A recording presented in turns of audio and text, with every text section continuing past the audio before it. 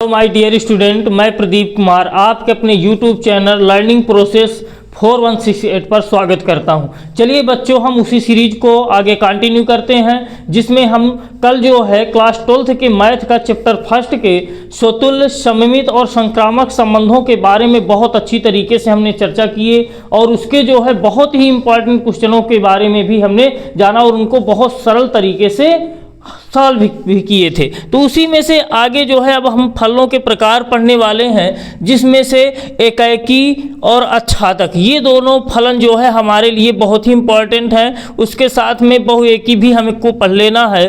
तो प्यारे बच्चों, इन फलनों को पढ़ने से पहले हमें जो है प्रांत, सहप्रांत और परिसर, इनके बारे में भी थोड़ा सा पहले जान लेना है। फिर हम जो है एकाएकी, बहुएकी और अच्छादक फलन को बहुत ही अच्छी तरीके से बोल सकते हैं कि बहुत सरल तरीके से आप लोग समझ जाएंगे, इसमें कोई डाउट नहीं होगा। और उसमें से 2-3 क्वेश्चन भी लिए हुए हैं।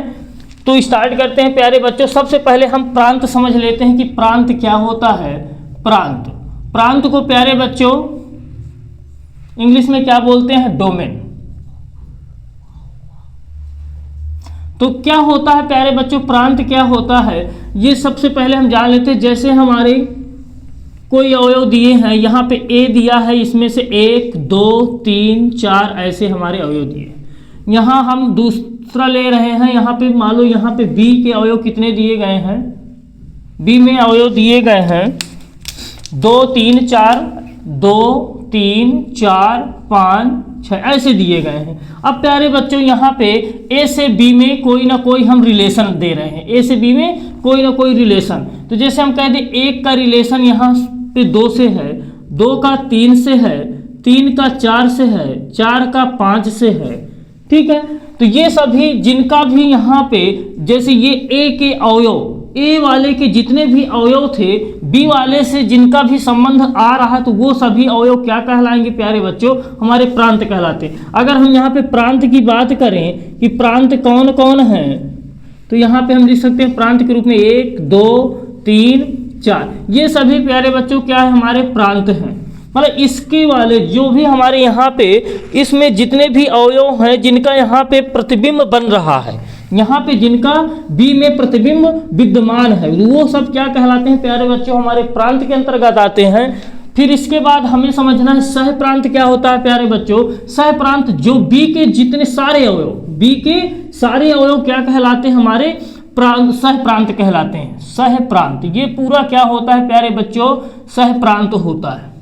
मतलब इधर वाले के जो भी यहाँ पे दिया हो, बी दिया हो, सी दिया हो, या वाई इसको मान सकते हैं। जैसे ये हमारा एक्स है, ये वाई है, तो वाई वाले के सभी अवयव क्या कहलाएंगे प्यारे बच्चों? सहप्रांत कहलाते हैं। फिर आ जाता है परिसर। तो यहाँ पे अगर हम सहप्रांत की बात करें, सहप्रांत क्या आ जाएंगे प्यारे बच्चों? सहप्रांत के रूप में सारे अवयवों को लिख लेना होता है। 2, 3, 4, 5, 6, ये सब प्यारे बच्चों क्या हमारे सहप्रांत हो जाते हैं। परिसर क्या होता है? परिसर जान लें। परिसर में प्यारे बच्चों क्या होते हैं? सहप्रांत के, इसकी डिफिनीशन कैसे आ जाएगी? सहप्रांत के जिन अवयवों का पूर्व प्रतिबिंब प्रांत में विद्यमान है, ये क्या होता है प्यारे बच्चों? प्रांत है। ये सब अवयव क्या है? प्रांत के अंतर्गत आते हैं। तो कह रहा सहप्रांत के जिन अवयवों का पूर्व प्रतिबिंब विद्यमान है, यहाँ पे देखिए 2 का पूर्व प्रतिबिंब 1 है, 3 का पूर्व प्रतिबिंब 2 है, 4 का पूर्व प्रतिबिंब 3 है, 5 का पूर्व प्रतिबिंब 4 है। तो ये सभी अवयव क्या कहलाएंगे प्यारे बच्चों? हमारे परिसर के अंतर्गत आएंगे। परिसर को इंग्लिश में रेंज बोलते हैं। तो ये 2, 3, 4, 5 ये सब क्या हो जाएंगे? हमारे परिसर हो जाएंगे। तो ये तो आप लोगों के समझ में आ गया होगा कि प्रांत, सहप्रांत, परिसर क्या होता है प्यारे बच्चों। प्रांत में सीधे सीधे जिनका जो है यहाँ सहप्रांत, जैसे ये बोला गया है सहप्रांत में जिनका सहप्रांत में प्रतिबिंब विद्यमान है, वो सब क्या कहलाएंगे प्यारे बच्चों? हमारे प्रांत कहलाएंगे। और परिसर क्या होता है? सहप्रांत के जिन अवयवों का प्रांत में पूर्व प्रतिबिंब विद्यमान होता है, वो क्या कहलाते हैं? हमारे परिसर कहलाते हैं। और सहप्रांत तो पूरा ये प्यारे बच्चे पूरा होता है। तो आई होप ये पहले प्रांत, सहप्रांत, परिसर आपको बहुत अच्छी तरीके से समझ में आ गया होगा। अब आगे जो है हम एकाएकी फलन, बहुएकी फलन और अच्छादक फलन, ये तो हम चुटकियों में याद कर लेंगे प्यारे बच्चों। बहुत सिंपल तरीके से आपको समझ में आ जाएगा।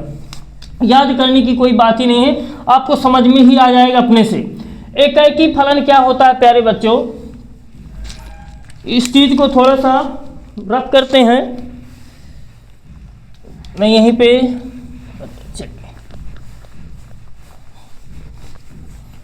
एकाएकी फलन, एकाएकी फलन, एकाएकी फलन वो इस नाम से प्यारे बच्चों स्पष्ट है। एकाएकी का मतलब ही होता है अद्वितीय, मतलब जिसका दूसरा ना हो, है ना। एकाएकी का मतलब ही होता है एक ही होना, दूसरा ना हो। तो एकाएकी फलन क्या हो जाएगा प्यारे बच्चों, प्रांत वाले की, अभी हमने प्रांत को अच्छी तरीके से जाना, प्रांत वाले का, प्रांत वाले अवयवों का, अगर कोई भी प्रांत का कोई भी अवयव ले रहे हैं उसका मात्र एक रिजल्ट आ रहा है, ठीक है, उसके समान फिर दूसरा किसी का नहीं आ रहा है, तो वो हमारा क्या कहलाएगा, एकाएकी फलन कहलाएगा। तो इसकी डिफिनीशन ये लिख देना है, एकाएकी फलन जिनका, जिन फलनों का, जिन फलनों का मात्र, जिन फलनों का मात्र अद्वितीय, अद्वितीय, जिन फलनों का मात्र अद्वितीय प्रतिबिंब, अद्वितीय प्रतिबिंब, अद्वितीय प्रतिबिंब सह प्रांत में विद्यमान होता है, सह प्रांत में हो, सह प्रांत में हो, सह प्रांत में हो, उसे क्या कहते हैं, एकाएकी फलन कहते हैं, एकाएकी फलन कहते हैं, एकाएकी फलन, एकाएकी फलन कहते हैं।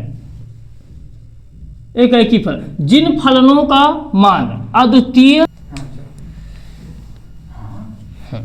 तो प्यारे बच्चों एकाएकी फलन, एकाएकी फलन क्या होता है, तो इसकी डिफिनीशन जो है, अभी जैसे हमने प्रांत, सह प्रांत और परिसर इनके बारे में जाना, तो हमें एकाएकी फलन की डिफिनीशन बहुत ही अच्छी तरीके से तैयार हो जाएगी, रटना नहीं पड़ेगा। तो प्रांत के यहाँ पे डिफिनीशन क्या हो जाएगी एकाएकी फलन के, प्रांत के सभी, प्रांत के सभी, प्रांत के सभी अवयवों का, प्रांत के सभी अवयवों का, प्रांत के सभी अवयवों का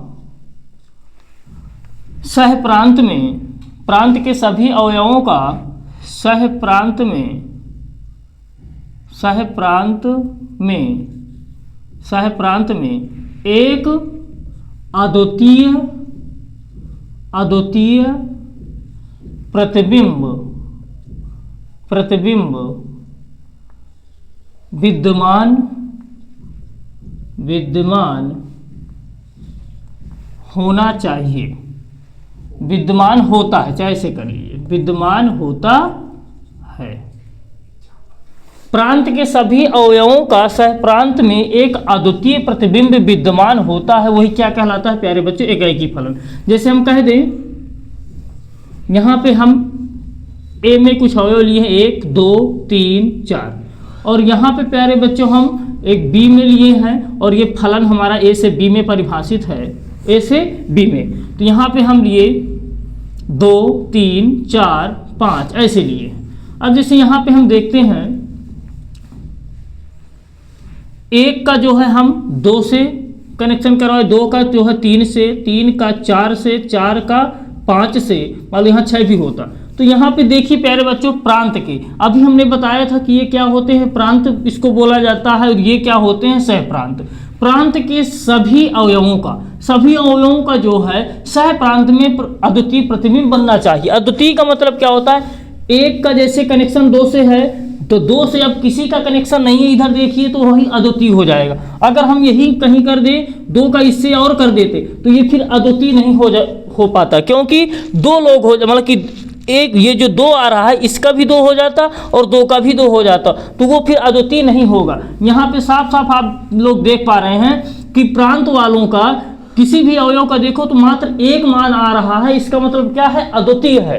तो प्रांत के सभी अवयवों का सह प्रांत के, ये क्या होता है प्यारे बच्चों, प्रांत बताए ही थे कि प्रांत के सभी अवयवों का, प्रांत के जितने भी अवयव हैं सभी अवयवों का सह प्रांत में एक अद्वितीय प्रतिबिंब विद्यमान होना चाहिए, या विद्यमान होता है वही क्या होता है प्यारे बच्चों, एकाएकी फलन होता है। अब बहुएकी क्या होता है, बहुएकी इसी का जो है अपोजिट कर देना है बस, और कुछ नहीं। बहुएकी, बहुएकी फलन,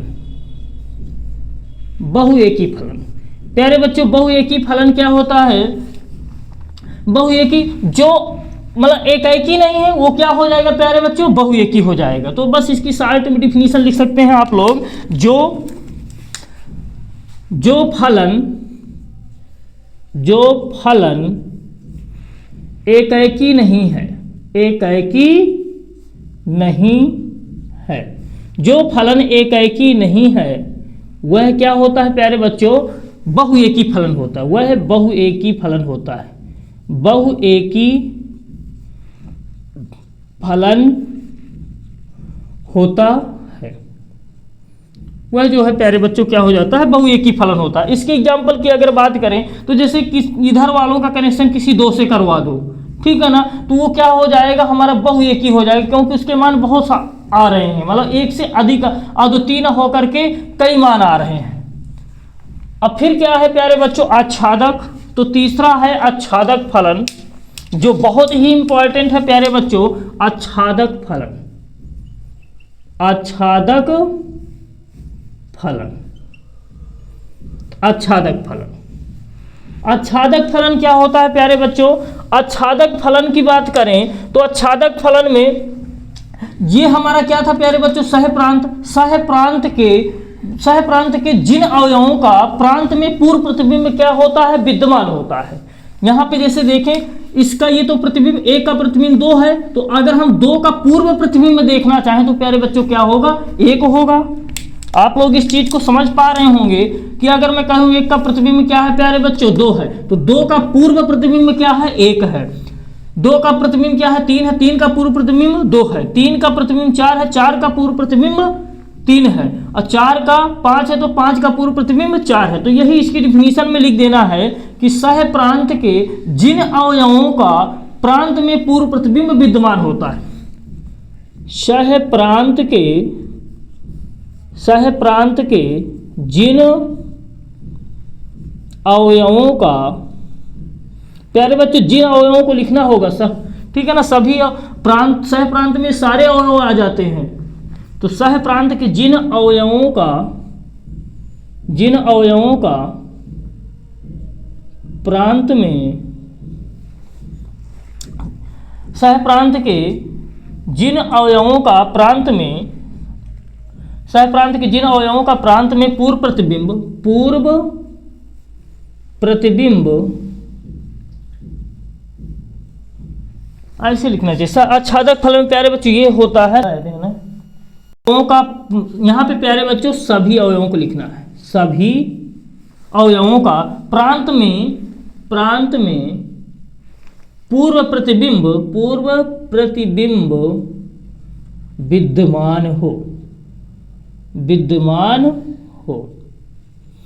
सह प्रांत के सभी अवयवों का प्रांत में पूर्व प्रतिबिंब विद्यमान हो, उसे क्या कहेंगे प्यारे बच्चों, आच्छादक फलन। उसे आच्छादक फलन कहते हैं, आच्छादक फलन कहते हैं, आच्छादक फलन कहते हैं, आच्छादक फलन। जैसे इस क्वेश्चन में देखें, यहाँ पे अगर देखें प्यारे बच्चों, इसको कोई बोल दे कि क्या आच्छादक फलन है तो नहीं होगा, एकाएकी तो था लेकिन ये आच्छादक नहीं है, क्योंकि यहाँ पे डिफिनीशन में साफ साफ लिखा हुआ है कि सह प्रांत के सभी अवयवों का, सह प्रांत के सभी अवयवों का प्रांत में पूर्व प्रतिबिंब विद्यमान होना चाहिए। तो यहाँ आप लोग देख रहे हैं कि 6 का नहीं बन रहा है, तो ये हमारा आच्छादक नहीं होगा, इसका भी पूर्व प्रतिबिंब मिलना चाहिए। जैसे हम इसका पूर्व प्रतिबिंब यहाँ पे करे ले रहे हैं 5, ठीक है ना। तो अब ये जो है हमारा जो फलन है ये क्या हो जाएगा, हमारा आच्छादक फलन हो जाएगा। तो प्यारे बच्चों एकाएकी, बहुएकी और आच्छादक फलन, ये आप लोगों को बहुत अच्छी तरीके से समझ में आ गया होगा। इस चीज़ को जो है 2 से 3 बार आप लोगों को देखना है, ताकि ये चीज़ अगर समझ में आ जाएगी प्यारे बच्चों, तो इसके जो क्वेश्चन हैं वो बहुत आपको ईजी लगेंगे। तो हम जो भी यहाँ पे क्वेश्चन रखे हुए इनको जो है कल की क्लास में हम करते हैं। इन चीज़ों को आपको 2 से 3 बार जरूर देखना है, ये बहुत इंपॉर्टेंट चीज़ें हैं। अगर इनको आप लोग 2 से 3 बार अच्छी तरीके से देख लिए और आपका जो कॉन्सेप्ट है पूरा अच्छी तरीके से क्लियर है, तो फिर क्वेश्चनों में कोई दिक्कत नहीं होगी। थैंक्स प्यारे बच्चों।